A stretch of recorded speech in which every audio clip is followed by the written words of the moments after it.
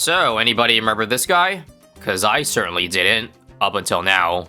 Where there is big reason to bring attention back to him again because there is some changes made in Update 49. Quote Ninja Kiwi, Corvus is vastly outperforming other heroes in his high-end performance, so it's being nerfed with an effort to improve lower end via better mana generation when it's low. And then along with other improvements that should make him easier to use in general. A lot changing here, so they've broken down into several sections, starting with the first one. Quality of life, Corvus can now deactivate passive spells with chain rounds, and his overload spell can gain camo from external buffs. But moving on to mana sustain changes, I guess this one's the big kicker, because if you were running low on mana before, well, the threshold to gain mana faster is now down, like, at 10%, as well as just double mana gain at level 1. And then some mana sustain nerfs in the form of Dark Ritual duration and Soul Harvest a little bit weaker. Before I cover the other changes, we're gonna stop there because that's already a lot to take in. First off, let me start by saying that genuinely, I don't think I've picked up Corvus in any way, shape, or fashion in the last 6 months or so. So having changes that improve quality of life is big, or at least the skill floor. Because the main reason I got turned off from playing him is really just the amount of micro you gotta do with him. Yes, even from a seasoned, quote-unquote, veteran like me, I don't like how Corvus plays, or rather the fact that you have to be glued to your screen every time you pick him up. I think that's just a part of his fundamental identity that can't really change. But I was always aware of the fact that if you did use him to his max potential, he was, like, by far the best hero in the game. Anyway, we're blackboarding, or rather not blackboarding, but playing Sunset Gulch here. Trying to see how much money I guess Corvus can save on this map if he is still good, or if someone like me who doesn't play Corvus can pick him up due to the new higher skill floor and be able to save a lot of money with him. These set of towers gets us to round 14 where we can finally drop Corvus down, I would say, I don't know, here. Doesn't really matter because the guy is full map range to start. One thing you also might have noticed before I placed Corvus down is that he's a lot more expensive now, 1400 on chips mode compared to, I think, 1080 before, but a completely fair nerf, not this update, but last update. It's fair because I know for a fact that once you drop Corvus down, his spirit can pretty much carry you to save up several thousands of dollars, enough to get probably some discount villages off the bat. Not that we're gonna pull many out for this one, but I think from here on out, we'll see how much we can save up. Especially since you don't really have to activate any spells at all for this creature guy to go to work here. To any seasoned Corvus veterans here, if any of those exist, then look away, because yeah, it's gonna be some imperfect gameplay, that's for sure. I think what you want to do is you want to, since we have banked up so much mana, we should use Nourishment, but we don't have to until we fill the mana bar. Okay, and I give in. I'm doing Discount Village because I have that much money. So, yeah. Just one. A lot of yellers here, so I'm going to use a slash there. Leads, I'm just going to buy a 100 sniper to keep things simple. And Spike Factory now, because if you ask me, a decent pairing with Corvus is probably Permaspike. He has a lot of utility that can probably be used to either nuke out a lot of balloons and do a lot of damage, or I guess stall. We'll see how that works out. Now that the mana bar is close to full, Nourish again for XP. And therein lies, I guess, one of the fundamental reasons why Corvus has such high skill ceiling. Because XP matters a lot on this guy, and if you don't use Nourishment effectively at all, it can make the difference of probably several levels by the end of the game. So if I want to do a really good job here at saving up money, then I gotta take each round slowly and see how much I can milk out mana-wise. This round, for example, I'm gonna use the slash on all these rainbows here. Use the Nourishment again. And the Spirit should be able to hold all the black balloons here. Very nice. Also, in hindsight, I probably should have started Corvus over here. Now that we got the Spirit Walk, we can just move him over there. But moving it over here would allow me to use the level 3 ability more often. And then hit more balloons. And then get more mana. Okay, just so I don't die this round, I think the play is to move him after wave 2. And then now that wave 3 is here, slash and delete a lot of pinks. And that should finally do. Good. Okay, more balloons here. I'm gonna have to use a spear because I don't have the lead popping for this round. Unless I do that. Ooh, clutch snipe there, but now my Corvus is in a very awkward spot. Would you take a look at the beautiful save up though? $8,000, although I probably have to spend more this round here. For that, probably an out buff. And now you see why Corvus' early game had to get nerfed. Round 40 here, let's retarget spikes to the back. I got a lot of options here, but I think my cheapest way to defend round 40 is probably use Ember for Moab damage, question mark. And then use the Spirit or the Swipe to delete the insides, because I think it one-shot Cerams, just wait for it. Now, perfect. I didn't even need Ember. The spikes did enough mob damage there, duh. Whatever, I'm not going to redo that round. Point still stands. Back to nourishing. And it would be absolutely diabolical right now if I could do the save up to the perma spike. Can Corvus make a save up 30,000 this early on without any extra help? Probably not, but you never know what happens if you don't try. Another round here where I'm gonna wait for the dentist part of the wave to delete it. And then get a crap ton XP that way. Outbuff and this guy should go hard for the time being. Okay, it's been too long, so let me bring up the other spell changes. Mostly nerfs. The Spirit, or the Spear, now has much less pierce and way bigger delay. I didn't know it was that, like, OP than the nerfs. Again, I'm out of the loop on this guy, but apparently Spear is OP. Next up, Frostbound is more expensive, but it lasts just a wee bit longer. I think still overall a nerf, and the overload damage is a lot lower, so I guess we need to find some bad damage or some mob damage elsewhere. Anyway, now we can make up 10k saved up with another swipe here. And no need for anything else, cool. This round has a lot of ceramics, so I'll use one Ember. Spare a little bit of mana, just to make sure that Deadly Swipe Pile is beefy. And would you look at that, this Corvus guy isn't so bad to use after all, or hard to use. At least that's what I'm thinking halfway into this run. This round definitely requires another Ember. Cerams are beefy. Ember clutch. For the rainbows, I'll tank it. Trust in the spike factory, very nice. Oh, I should put some spikes up here now. I forgot about round 50. Honestly, since I have no towers right now over here, I guess I should just put the spike in the intersection. Same rule applies for round 50 here. We're going to delete all the insides with a swipe to start it. So now, easy. Am I greedy? Yes, I'm going to nourish and hope I gain enough mana back.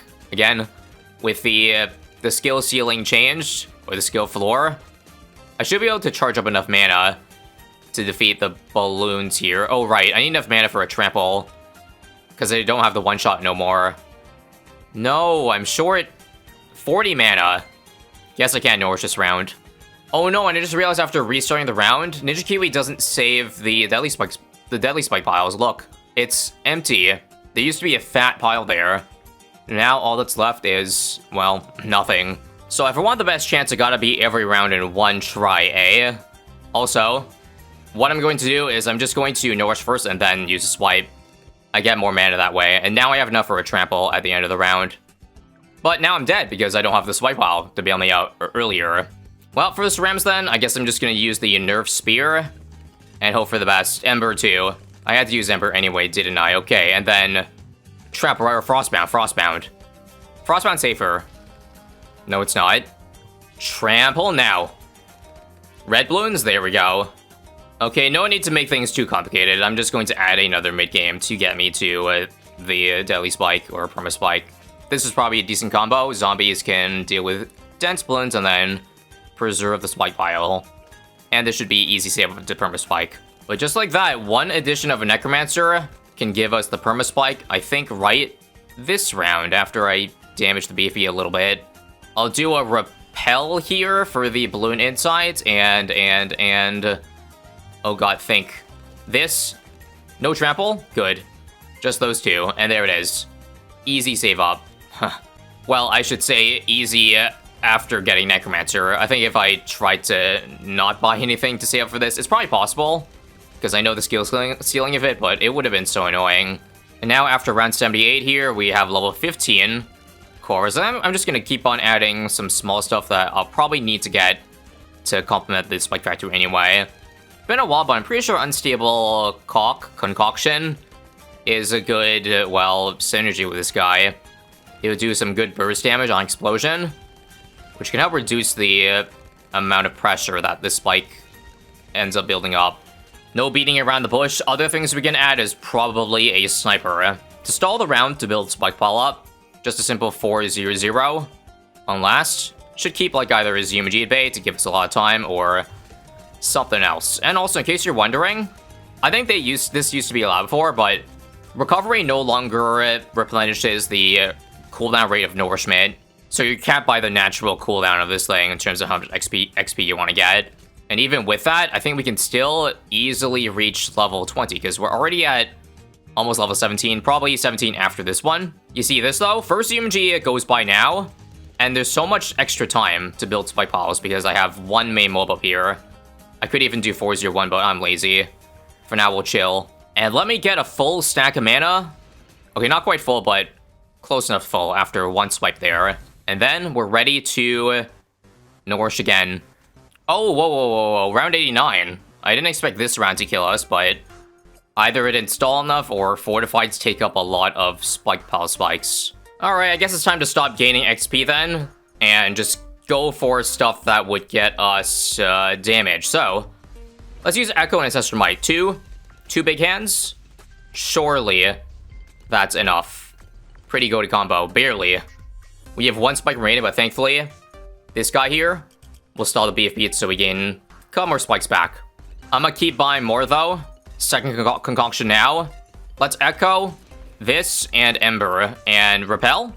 Sure, we could stall these balloons out a little bit. That's a lot of stuff. How much DPS are we doing with Corvus? Oh, only about 1,000, 2,000 or so, but I think it's a good help for the Spike Factory. Whatever spell feels right in the situation, we will do. I kind of want to do an Ancestral Might here, but I don't have the mana. Wait, I can use this. This.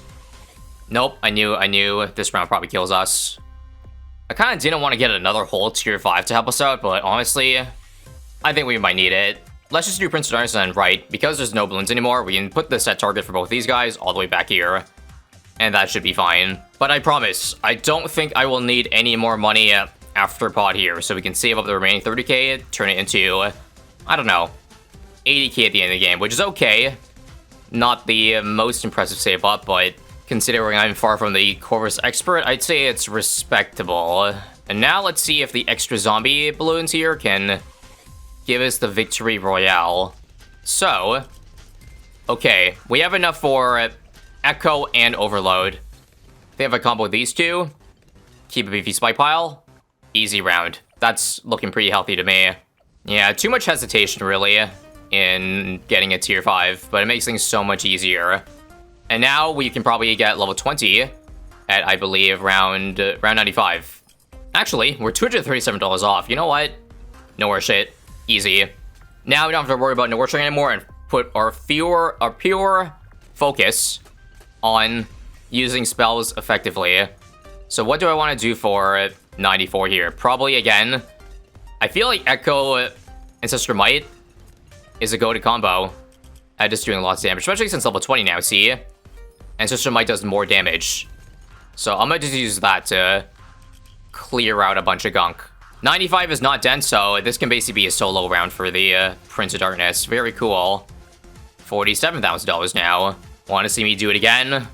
Honestly, for a variety of reasons, it's probably would be more exciting if I didn't just keep spamming these two, but I'm sorry, I can't. Even though I got nerfed by 10% this update, I still think it's too good to not use. Okay, I'll mix it up for round 98 though. I think there's some things that could probably help that's not just Ancestral Might. Let's see. For one, I think it's better to give utility, more time for the pod to do damage. So, Echo, Frostbound, Repel, use this. Yeah, use those abilities. I like using the ones that are a one-time cost.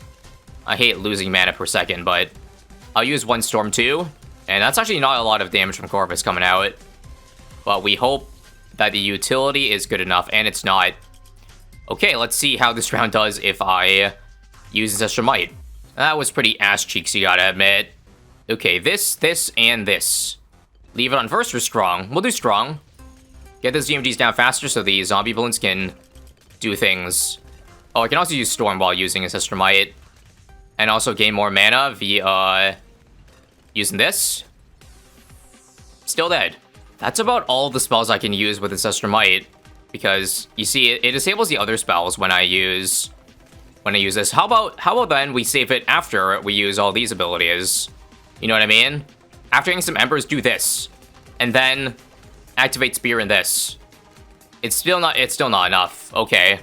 Since I have Overload available, I guess I have to use both Ancestral Might and Overload. Which is a lot of mana. But it's the hardest around for a reason. So, Echo, Swipe, this, on Strunk, this, and how about now? Overload. Boom. Okay. I think Overload's what I needed. No more Ancestral Might, but that deleted all the ZMD insides. And now it's just a couple FBPs, and surely that's enough for our Spike Ball to handle. If it's not, that would be so sad. Cool. And now we can make a bit of time with this 400 sniper. Buys enough time, hopefully, to build it back up to beat 100. Although that still doesn't look very beefy to me. How can I prevent stuff from getting into the balloons here? How about an Ember? And yep, just as I expected, $70,000 approximately. Coming into round 100. I think I should probably do the same tactic as round 98. The big hands for the... Oh god, I don't have enough mana.